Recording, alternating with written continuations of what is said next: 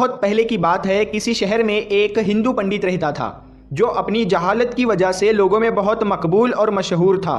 उस पंडित की खास बात यह थी कि वो इस्लाम और मुसलमानों से सख्त नफरत करता था, यानी कि इस्लाम और मुसलमानों के खिलाफ था। और अक्सर वो मुसलमानों के खिलाफ बेहुदा सवालात निकालता और लोगों को चैलेंज करता था और कहता था कि मेरे इन सवालात के जवाब दे दो, मैं इस्लाम को कबूल कर लूँगा, मैं मुसलमान हो जाऊँगा। इस तरह से वो अपनी इस गंदी सोच को दिखाकर मुसलमानों को नीचा दिखाता, जिसको देखकर वो हिंदू पंडित बहुत खुश होता था। इस तरह से उसे अपने इल्म पर बहुत गुरूर हो गया था। फिर एक बार उस हिंदू पंडित ने 3 सवाल बनाए और मुसलमानों को चैलेंज कर दिया कि अगर कोई मेरे इन 3 सवालों के जवाब दे देता है तो मैं इस्लाम कबूल कर लूँगा। वो सवाल कुछ इस तरह के थे जिनका जवाब बड़े बड़े आलिमों के पास भी मौजूद नहीं था। और इस तरह से उस हिंदू पंडित का डंका एक बार फिर से जोर पकड़ गया। उस हिंदू पंडित के वो 3 सवाल कुछ यूँ थे। उसका पहला सवाल तो ये था कि जब आज तक किसी ने अल्लाह को देखा नहीं है तो फिर तुम लोग पहले कलमे में अल्लाह के एक होने की गवाही कैसे देते हो, और तुम ऐसा क्यों कहते हो कि अल्लाह के सिवा कोई माबूद नहीं है।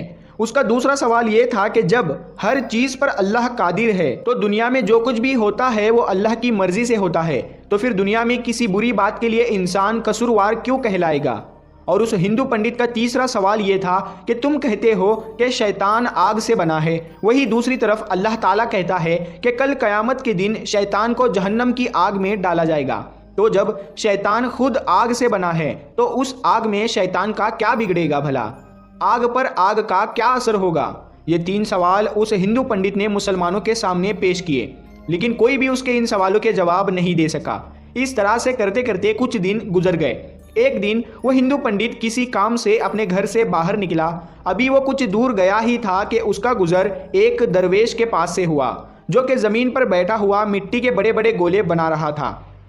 जैसे ही वो हिंदू पंडित उसके पास से गुजर रहा था तो फ़कीर ने उसको आवाज़ दी और अपने पास आने को कहा। वो पंडित उस दरवेश फ़कीर के पास में चला आया।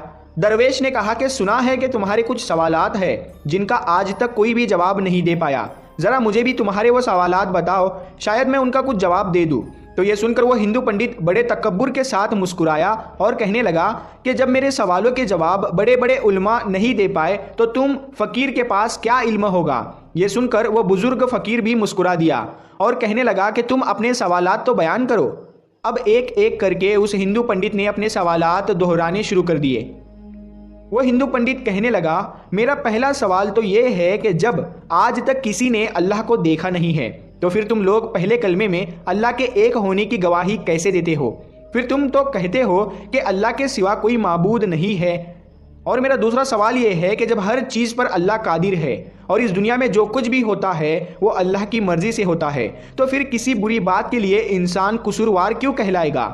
और मेरा तीसरा और आखिरी सवाल ये है कि आप कहते हो कि अल्लाह ने शैतान को आग से बनाया है, वही दूसरी ओर अल्लाह कहता है कि क़यामत के दिन शैतान को जहन्नम की आग में डाला जाएगा। अब शैतान खुद आग से बना है तो उसका उस आग में क्या बिगड़ेगा, आग का आग पर क्या असर होगा। हिंदू पंडित ने कहा कि दरवेश बाबा, मेरे ये 3 सवाल है जिनका जवाब किसी के पास भी मौजूद नहीं है। ये सुनकर वह बुजुर्ग दरवेश काफ़ी देर तक उस हिंदू पंडित को देखते रहे और कुछ सोचते रहे। ये देखकर वो हिंदू पंडित मन ही मन खुश हो रहा था, इसका अंदाज़ा उसकी मुस्कुराहट से लग रहा था। फिर एकदम उस बुजुर्ग दरवेश ने अपने हाथ में मौजूद मिट्टी का वो बड़ा सा गोला उस पंडित के सर पे दे मारा। उस गोले के लगते ही उसके सर से खून निकलने लगा। पंडित उठ खड़ा हुआ और कहने लगा, तुमने ये जुल्म मुझ पर क्यों किया है, तुमने मुझको क्यों मारा है। मैं इस ज्यादती की शिकायत शहर काजी से जाकर करूंगा और आपको अदालत में पेश होना पड़ेगा। इतना कहकर वो हिंदू पंडित सीधा काजी साहब के पास पहुंच गया और अपना मुद्दा बयान कर डाला। उस पंडित के सर से अभी भी खून बह रहा था और तकलीफ से उसका बुरा हाल हो रहा था। खैर, उसके बाद में बुजुर्ग दरवेश को भी काजी साहब के सामने पेश किया गया। उसके बाद काजी साहब ने पूछा कि हजरत, आपने किस वजह से इसको मारा है।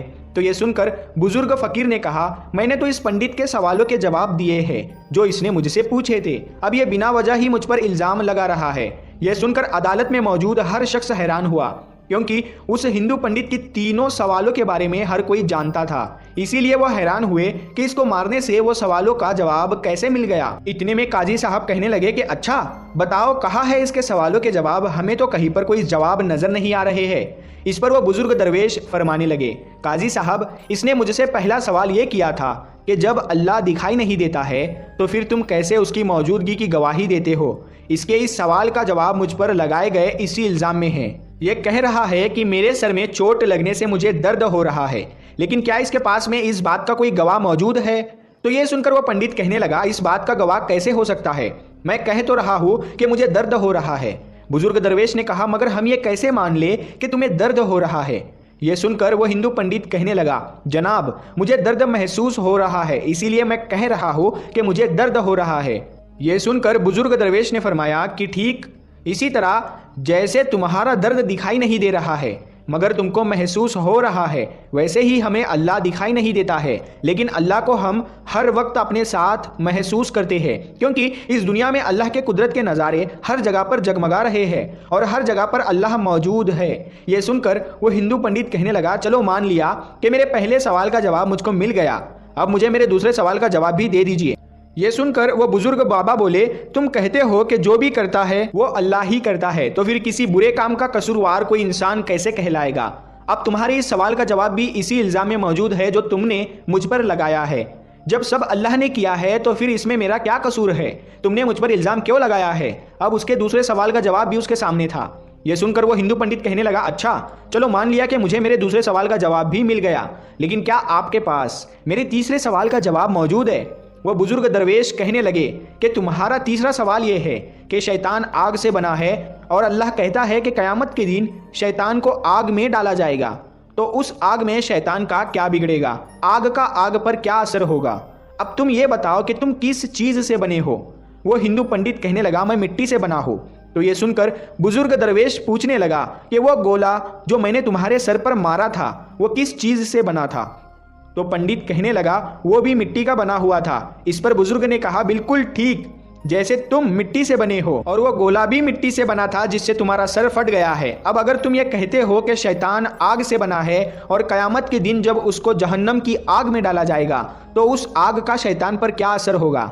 तो इस तरह से तुम्हें भी मिट्टी के गोले से कुछ नहीं होना चाहिए था, लेकिन तुम्हारा तो सर जख्मी हो गया। बिल्कुल ऐसे ही क़यामत के दिन दोज़ख की आग शैतान को जलाकर राख कर देगी, शैतान को तड़पा कर रख देगी। वो हिंदू पंडित ये सुनकर बहुत ही हैरान हुआ और यही नहीं बल्कि उस अदालत में मौजूद हर शख्स ये सुनकर बहुत हैरान था कि किस तरह एक बुजुर्ग दरवेश, एक फकीर बाबा ने एक हिंदू पंडित को लाजवाब कर दिया। उसके बाद में वो हिंदू पंडित वही अदालत में कलमा पढ़कर मुसलमान हो गया।